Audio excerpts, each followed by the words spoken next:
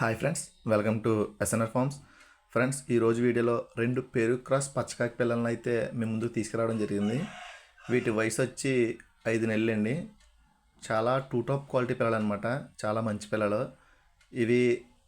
ఈ బ్యాచ్ మొత్తంలో కూడా మనం కేవలం 2 పిల్లలనే మన సొంతంగా ఆపుకోవడం జరిగింది. సో ఇప్పుడు వీటిని అయితే సేల్ పెట్టడం జరిగింది.